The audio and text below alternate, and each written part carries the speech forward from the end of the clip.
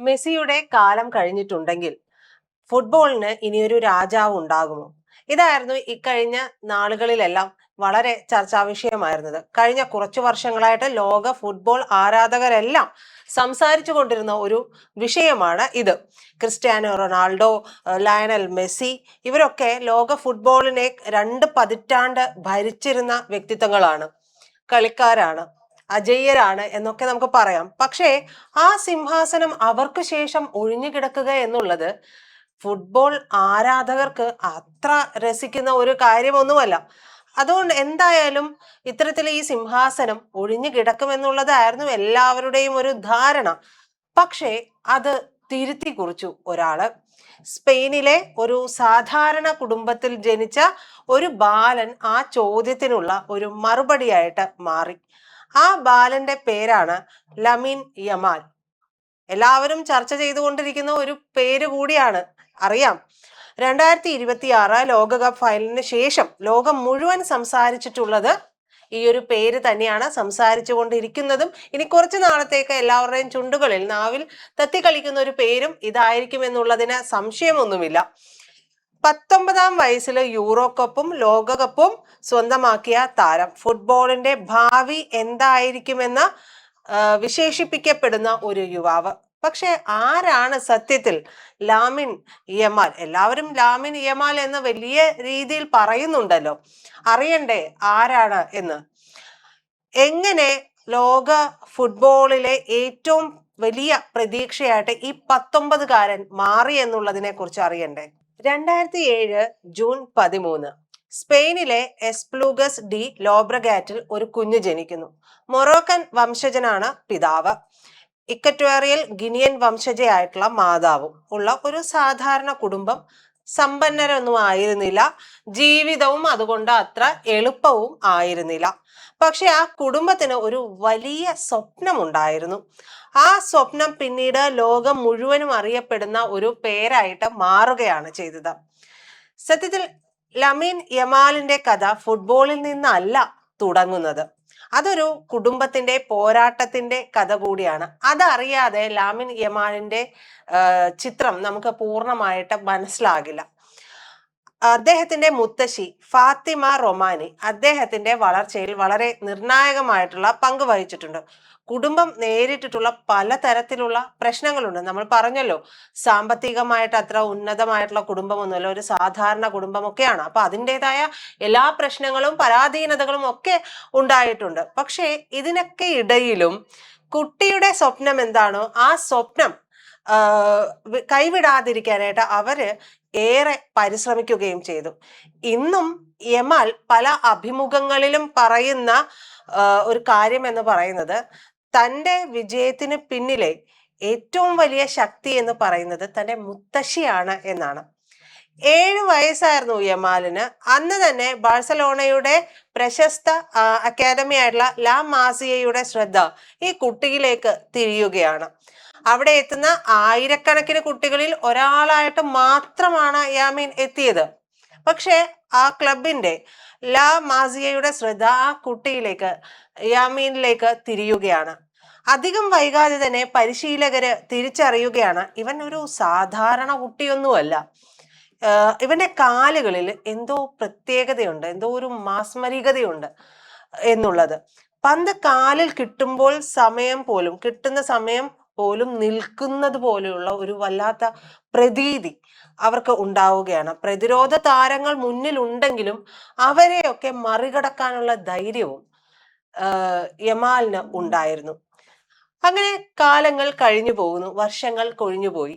2023 അന്ന് ലാമിൻ യമാലിന് വെറും 15 വയസ്സാണ് പ്രായം. മിക്ക കുട്ടികളും സ്കൂളിലൊക്കെ പഠിക്കുന്ന സമയമാണ്. പക്ഷേ യമാൽ ബാഴ്സലോണയുടെ സീനിയർ ടീമിനായിട്ട് ആ 15-ാം വയസ്സിൽ അരങ്ങേറ്റം കുറിക്കുകയാണ്. ക്ലബിന്റെ ചരിത്രത്തിലെ ഏറ്റവും പ്രായം കുറഞ്ഞ താരമായിട്ടായിരുന്നു അരങ്ങേറ്റം കുറിച്ചത് പോലും.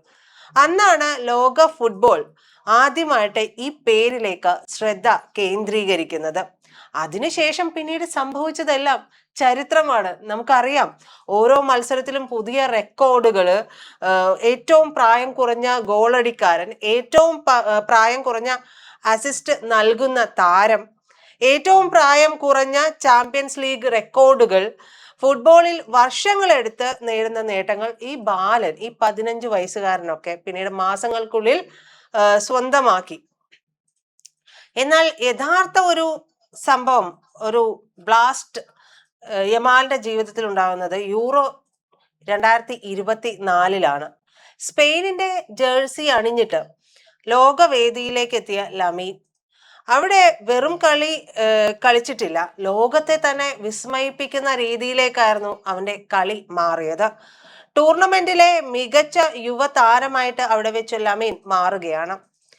സ്പെയിൻ ലോക കിരീടം ഉയർത്തുമ്പോൾ ലോകം തിരിച്ചറിഞ്ഞ ഒരു കാര്യമുണ്ട്, ഇതാ ഒരു പുതിയ സൂപ്പർ സ്റ്റാർ ജനിച്ചിരിക്കുന്നു എന്ന്. പലരും അദ്ദേഹത്തെ മെസ്സിയുമായിട്ടൊക്കെ താരതമ്യം ചെയ്യുന്നുണ്ട്. കാരണം അദ്ദേഹത്തിന്റെ ഡ്രിബ്ലിങ്, കാരണം അദ്ദേഹത്തിന്റെ ഇടതുകാൽ, മറ്റൊന്ന് അദ്ദേഹത്തിന്റെ ധൈര്യം. പക്ഷെ യമാൽ തന്നെ പറയുന്ന ഒരു കാര്യമുണ്ട്, ഞാൻ അടുത്ത മെസ്സി ഒന്നുമല്ല, ഞാൻ ആദ്യത്തെ ലമീൻ യമാൽ ആണെന്നുള്ളതാണ്. അതായത് അത്രയും വലിയൊരു ചാമ്പ്യനോട് ഉപമിക്കാനല്ല, ഞാനായി തന്നെ ഇരിക്കാൻ ആഗ്രഹിക്കുന്നു എന്നൊരു പ്രഖ്യാപനം കൂടി ആ 19 വയസ്സുകാരൻ ലോക ഫുട്ബോൾ ആരാധകരോട് പറഞ്ഞിരിക്കുന്നു എന്നുള്ളത് കൂടിയാണ്. അത് തന്നെയാണ് സത്യത്തിൽ ലമീന്റെ ഏറ്റവും വലിയ ശക്തിയും. അദ്ദേഹം ആരെയും അനുകരിക്കുന്നൊന്നുമില്ല, സ്വന്തം വഴി വെട്ടി വന്നവനാണ് എന്ന് നമ്മൾ പറയാറില്ലേ, അതുപോലെ സ്വന്തം വഴി സൃഷ്ടിച്ചെടുക്കുകയാണ് ചെയ്തത്. 2025-26 സീസൺ ബാഴ്സലോണയുടെ നമ്പർ 10 ജേഴ്സി, ഒരു കാലത്ത് മെസ്സി ധരിച്ച ജേഴ്സിയാണ് അതെന്നുള്ളത് ഓർക്കണം. ആ ഭാരവും സമ്മർദ്ദവും ഏറ്റെടുക്കാനായിട്ട് പലരും സത്യത്തിൽ തയ്യാറായിരുന്നില്ല. പക്ഷെ യമാലിന് അത് വളരെ എളുപ്പത്തിൽ കഴിഞ്ഞു എന്നുള്ളതാണ്. 16 ഗോളുകൾ, 12 അസിസ്റ്റുകൾ, ലാലിഗയിലെ മികച്ച താരത്തിനുള്ള പുരസ്കാരം, കിരീടങ്ങൾ, റെക്കോർഡുകൾ, അഭിനന്ദനങ്ങൾ എല്ലാം അദ്ദേഹത്തെ തേടിയെത്തിയ സമയം. അതിനിടയിലെത്തിയ ലോകകപ്പ് 2026 ലോകം മുഴുവനും കാത്തിരുന്ന വേദിയാണ്. ലാമിൻ യമാലിന്റെ ആദ്യ ലോകകപ്പാണ്, അദ്ദേഹം സ്വപ്നം കണ്ട വേദി കൂടിയാണ്. സ്പെയിൻ ഓരോ റൗണ്ടും കടന്നു പോകുമ്പോൾ യമാലിന്റെ സ്വാധീനം കൂടി വരുന്നതാണ് നമ്മൾ കണ്ടത്. ഡ്രിബ്ലിങ്ങുകൾ, അസിസ്റ്റുകൾ, ഗോളുകൾ, പ്രതിരോധ നിരകളെ മാറ്റിമറിക്കുന്ന അല്ലെങ്കിൽ കീറി മുറിക്കുന്ന മുന്നേറ്റങ്ങൾ. അദ്ദേഹം കളിക്കുമ്പോൾ സ്റ്റേഡിയത്തിൽ ആയിരങ്ങൾ എഴുന്നേറ്റ് നിൽക്കുന്ന കാഴ്ച. കാരണം എന്തെങ്കിലും ഒരു അസാധാരണമായിട്ടുള്ള കാര്യം സംഭവിക്കുമെന്ന് അവർ മനസ്സിൽ പ്രതീക്ഷിച്ചിട്ടുണ്ടായിരുന്നു. ഒടുവിൽ അങ്ങനെ ലോകകപ്പ് ഫൈനൽ എത്തുകയാണ്. സ്പെയിനിനെതിരെ അർജന്റീനയാണ് ഉണ്ടായത്. ഒരു വശത്ത് മെസ്സിയുടെ പാരമ്പര്യം, മറ്റൊരു വശത്ത് ഭാവിയുടെ മുഖം ലമീൻ യമാലാണ് ഉള്ളത്. സ്പെയിൻ വിജയിച്ചു, ലോക ചാമ്പ്യന്മാരുമായി. ആ നിമിഷം മുതൽ ലോക ഫുട്ബോളിലെ പുതിയ യുഗം ആരംഭിച്ചുവെന്ന് പലരും വിശ്വസിക്കുന്നുണ്ട്. ഫൈനലിന് ശേഷം ലോകത്തെ സ്പർശിച്ച ഒരു കാഴ്ച കൂടി ഉണ്ടായിരുന്നു. വിജയാഘോഷത്തിനിടെ ഓടിയെത്തിയ തന്റെ കുഞ്ഞനിയൻ, കുഞ്ഞു സഹോദരൻ യമാൽ എടുത്തുയർത്തുന്ന ഒരു ചിത്രം എല്ലാവരുടെയും കണ്ണിൽ ഉടക്കിയ ചിത്രമാണത്.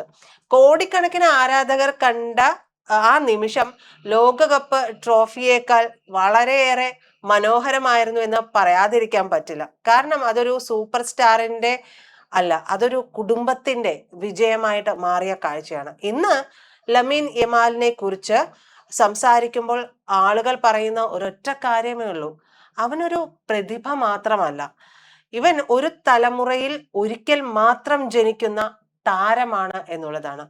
ചിലർ അവനെ മെസ്സിയോടുള്ള ആരാധന കൊണ്ട് ഇപ്പോഴത്തെ മെസ്സി എന്ന് വിളിക്കുന്നു, ചിലർ പുതിയ രാജാവ് എന്ന് വിളിക്കുന്നു. പക്ഷെ ചരിത്രം ഒരുപക്ഷെ അത് മറ്റൊരു പേരിൽ യമീനെ ഓർത്തുവെക്കും. ഫുട്ബോളിന്റെ അടുത്ത മഹായുഗം ആരംഭിച്ച മനുഷ്യൻ.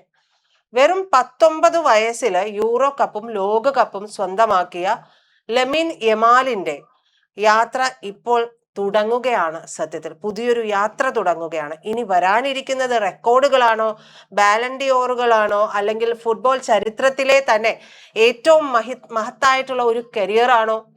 പക്ഷെ ഒരു കാര്യം ഉറപ്പാണ് കേട്ടോ, ലമീൻ യമാൽ ഇനി ഭാവിയുടെ താരം മാത്രമല്ല, ഇതിനകം തന്നെ വർത്തമാനകാലത്തിന്റെ സൂപ്പർ സ്റ്റാർ കൂടിയാണ്.